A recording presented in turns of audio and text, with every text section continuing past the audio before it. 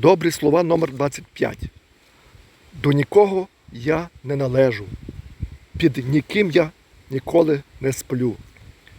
Я по гроші в іншій кишені не ходжу, я дарую, хоч гроші просто для життя.